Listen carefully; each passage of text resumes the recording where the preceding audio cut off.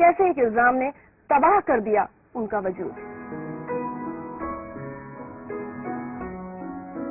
Imran cricketer बनना चाहते थे, लेकिन उनके माता पिता चाहते थे कि वो एक इंजीनियर बने, पैसा कमाएं और अपनी बहन के हाथ पीले करें।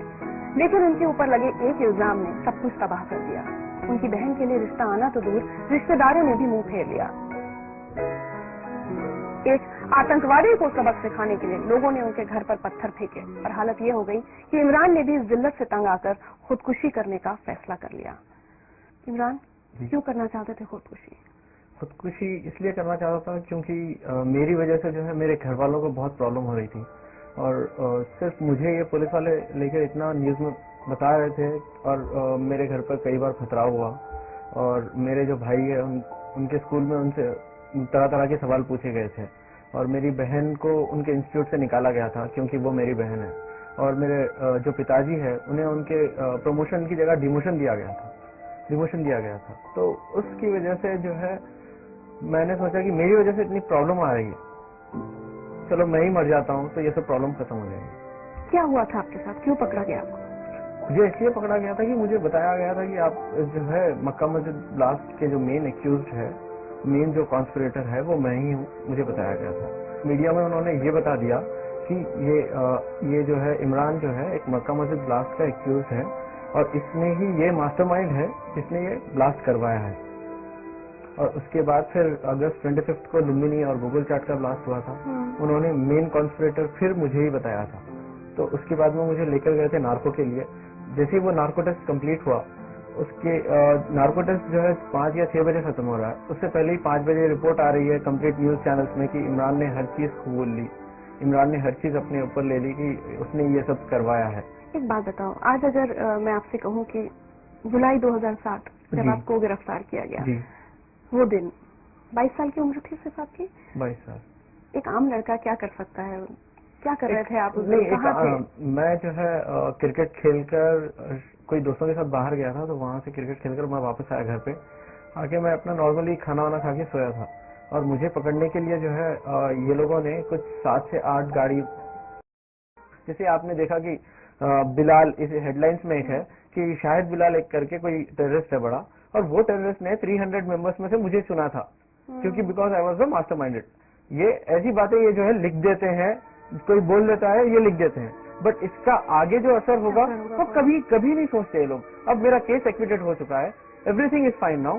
अब कोई मुझे पूछता तक नहीं है कि आपका जो प्रीवियस था इन्होंने क्यों आपके ऊपर रॉन्ग केस डाला था, क्यों क्या हुआ। कोई जाके कमिश्नर को ये नहीं पूछ रहा है कि क्यों भाई आपने क्यों पकड़ा था इमरान को, ऐसे रॉन्ग केस डाल के अगर छोड़ दोगे किसी को, किसी की लाइफ क्या होगी। कोई आज तक कोई कभी किसी को पूछा ही नहीं है। जैसे जैसे मेरे घर पे पुलिस वाले आते हैं, मेरे आजू बाजू वाले जो मुझसे बात करते हैं, कभी कभी अच्छी बात करते हैं, ये केस के बाद में कभी कभी जैसे अच्छी बात करते हैं, वो भी बात करना छोड़ देते हैं वो लोग। जैसे ही पुलिस वालों को देखते हैं पूरा दरवाजे बंद आजू बाजू, और जैसे मैं इधर उधर देखता हूँ तो सब भाग जाते हैं।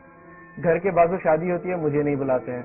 अगर मैं किसी के शादी में चले जाऊं तो सब खाली। अगर कोई मस्जिद के पास नमाज पढ़ के सब लोग बाहर निकल रहे हैं, मैं अगर नमाज पढ़ के किसी को सलाम करूं तो सब भाग जाते हैं। और ऐसा हो गया, मैं ग्राउंड में अगर खेलना जाऊं तो पूरी टीम बोल रहे हैं कि नहीं नहीं भाई बस आप बहुत अच्छे हो इमरान भाई, आप जाइए। एक बात बताओ, समझ सकते हैं तुम्हारे साथ क्या हुआ। मतलब 22 साल की उम्र में जिस लड़के ने इतना सब कुछ सहा, उसी वजह से तुम्हारे अंदर आज इतनी नफरत भर गई है, इतना गुस्सा दिख रहा है मुझे। बेशक देखिए, अगर आप किसी को भी इनोसेंट को उठा के अगर आप टेररिस्ट बोल देंगे तो गुस्सा तो आएगा ही, बट मैं चाहता हूँ ये सब छोड़ दूं, मैं आगे बढ़ूं, कुछ ऐसा करूं, कुछ लाइफ में ये सब भूल जाऊं, मैं जाऊं और कुछ ऐसे काम करूं जैसे लोग मुझे पसंद करें, पहले जैसा पसंद करते थे। पहले मैं मेरे गली का जो है, मेरे एरिया का मैं हीरो था क्योंकि मैं उन्हें मैचेस जिताता था। आज मुझे कोई मैच में लेता भी नहीं। पहले मैं जो है एरिया का मैं हीरो था क्योंकि मैं हर शादी में नाचता था। अब मुझे पूछते हैं वो शादी में अगर जाऊं मैं तो शादी ही बंद हो जाए। बहन की शादी भी नहीं हो पा रही? बहन की शादी एक हो जाएगी, बस एक उम्मीद है। 18 महीने जेल में बिताया? जी हाँ, 18 महीने। तुमको कुछ दिखाते हैं?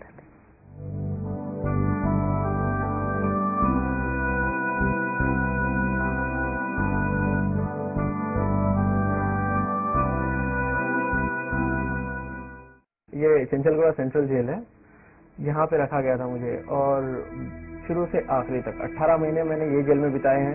चार दीवारी है, चार दीवारी में मैं अकेला सोता था, अकेला रोता था। बोलते हैं ना कि अगर रोगे भी तो आप अकेले ही रोगे, जो भी है दुख है तो सुख है तो जो भी है अकेले ही वहां पे बिताना था, अकेले ही करना था, अकेला ही था। और मेरे साथ डाला गया तो किसको? अबू सलीम को डाल दिया उन्होंने डायरेक्ट। मैं अबू सलीम को देखते, मैं अबू सलीम को बेकार बेकार क्वेश्चन पूछ रहा था, आपकी मोनिका वैद्य से शादी हुई?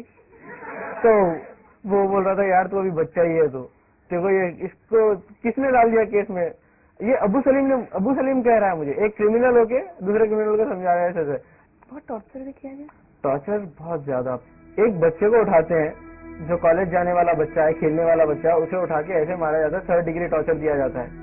मुझे जो है नॉर्मल इलेक्ट्रिक शॉक्स दे दे के परेशान। और इलेक्ट्रिक शॉक्स भी ऐसी जगह पे दिए जाते थे, प्राइवेट पार्ट पे।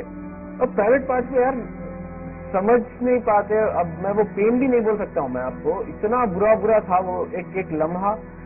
जब मुझे मारा जाता था तो दिमाग में एक टाइप ऑफ व्हाइट रोशनी आती थी, आंख बंद करता था ऐसे रोशनी आती थी, फिर ऐसे बिछक दिया उन्होंने। अच्छा वो मार दिया उन्होंने जेल में। उसके बाद में कंटिन्यू 3 महीने तक मैं रात में बराबर सो नहीं पाता था।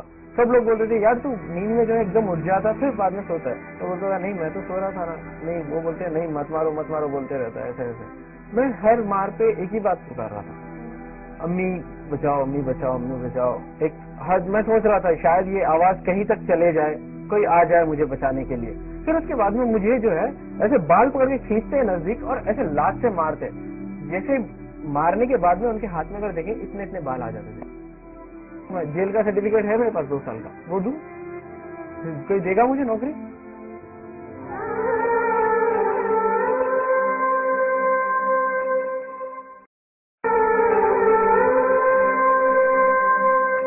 बहुत रोए हो जेल में? बहुत रोया हूँ। ये जेल में जो है आपको कैसे बताऊं, देखता था मैं दूसरे लोगों को जो रिहा होकर जाते थे, जिसकी बेल आ जाती थी, जिसके केस खत्म हो जाते थे, उनको देख के मुझे रोना आता था। और वो जो सलाखें वो साइकोलॉजिकली बहुत इफेक्ट करती है। और जब मेरे वालिद वालदा जो है आके रोते थे वहां पे जेल में, तो उन्हें देख के मुझे ऐसा होता था यार ये तोड़ूं और बाहर चले जाऊं, एक बार उनसे मिल लूं और वापस आ जाऊं। और सब में मेरे लाइफ का जो सब में बुरा दिन गया है लाइफ का, अब तक के अगर कोई पूछेगा कि सब में लाइफ का जो सब में बुरा दिन था, वो था जेल में ईद का दिन। ईद के दिन मैंने नॉर्मली पूरे लोगों को मैंने समझाया आप मत रोइए। बाद में मैं जेल में अपने बैरक में आता हूँ और मैं रोता हूँ। क्यों? मेरे माँ बाप से मैं दूर हूँ। एक बार तो क्या हो गया, किसी ने कह दिया कि मेरे माँ का डेथ हो गया ईद के दिन। अरे क्या यार, उस दिन तो सोचो आप कैसे, मैं कुछ समझ में नहीं पा रहा, मैं बात नहीं कर पा रहा हूँ, इधर जा रहा हूँ उधर जा रहा हूँ पागलों की तरह। जेलर को बोल रहा हूँ सर प्लीज एक फोन करने दीजिए। वो बोल रहे नहीं सर नहीं, हमारे पास जो है हम नहीं कर सकते, आप समझिए बात को, विल डू वन थिंग। वो ऐसे करके फिर बाद में उन्होंने एक जो है शायद किसी से परमिशन ली, कोई बड़ों से बता करा कि ऐसे कुछ नहीं हुआ है मेरे घर पे। हेलो अस्सलाम वालेकुम भाई पैसा। कभी ये हम लोग सोचते भी नहीं थे कि ऐसा इतना बड़ा हो जाएगा और आप वापस सही सलामत कर आएंगे।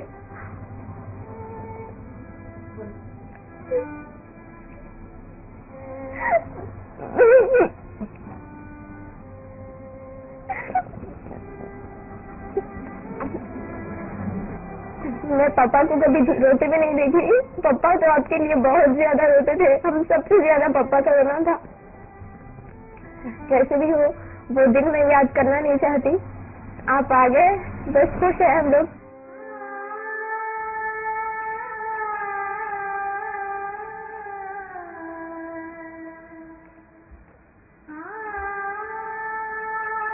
देखा आपने जैसे बोल रहे हैं, छोटे जो मेरा छोटा भाई है और बहन है, दोनों एक दूसरे की कभी बनती नहीं, और वो दोनों मेरे लिए एक हो गए।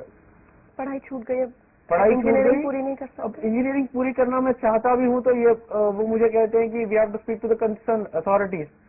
सडनली उन्होंने हमें टेररिस्ट कह दिया। कोई हमारे से बात करने के लिए राजी नहीं है। हम कहीं अगर जाते हैं तो हमें अच्छा रिस्पॉन्स नहीं मिलता है। हम अगर आगे पढ़ना चाह रहे हैं तो हमें पढ़ने नहीं दिया जा रहा है। अच्छी मल्टीनेशनल कंपनी है, वहाँ पे ट्राई किया मैंने, तो they have asked me so what about your past 2 years। तो मैंने एक बार ऐसे बोल दिया कि sir I was working somewhere here and there. तो वो बोले नहीं, आप you will get the experience certificate from there.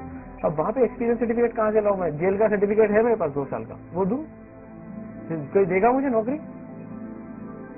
और एक बात ऐसी हो गई, मैं जैसे ही जेल से बाहर आया, अब लोग मेरे पास क्या फरियाद लेके आते हैं, बेटा आप जरा चलिए, हमारी जो है बेटी, जो हमारे दामाद है हमारी बेटी को बहुत मार रहे हैं, आप चलिए। मेरा बैकग्राउंड उन्होंने ऐसा बना दिया, एक गुंडा बना दिया, गुंडा टाइप ऑफ बैकग्राउंड बना दिया। Do you feel helpless? बहुत सारा हेल्पलेस ऐसा है कि वर्ड ही जो है ना, कुछ बोल ही नहीं सकते, वर्ड के मायने जो है वो सब खत्म हो गए। हाँ इमरान, मेरे बच्चे दुआ मांगे और तुम कहाँ है, खुश रहो। और यही दुआ है मेरी कि आप जो भी अपने से 2 साल में जो बीता है वो उसे भूल कर आगे बढ़ो।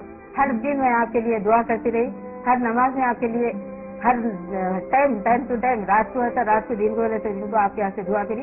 और ये भी सोची कि नाहक मेरे बच्चे को ये करे, एक ना एक दिन मेरा बच्चा आएगा, ये उम्मीद लेके मैं दुआ करती रही। संजय, अपने परिवार का ये सब दुख सुनकर ऐसा भी लगता है, अपने आप से कहा कि इमरान तुम्हारी वजह से सब ये हो रहा है, सब परेशान हो रहे हैं, कभी खुद से भी क्या? कभी नहीं, हर बार ऐसी होता है। हर बार जैसे 3 साल से कम्प्लीटली मैंने समझ लिया है कि ये सब चीज मेरी वजह से ही हो रही है और मैं इन्हें वो सुख दूंगा। मैं जितना मैंने उन्हें दुख दिया है, जितना मैंने वो दिया है, मैं अपने आप को, अगर मैं मर जाऊं, कट जाऊं, जल जाऊं या कुछ भी हो जाए, मेरा खून का आखिरी खतरा भी बच जाए, तो मैं वो दुख को हटा के वो सुख देने की कोशिश करूंगा ही करूंगा। इमरान, आज हम सिर्फ ये दुआ मांग सकते हैं कि अब तुम्हारी आंखों में भी कभी आंसू ना आए। तुम जिस तरह से अपने परिवार को खुश देखना चाहते हो, वो सारी खुशियां तुम उन्हें दे पाओ।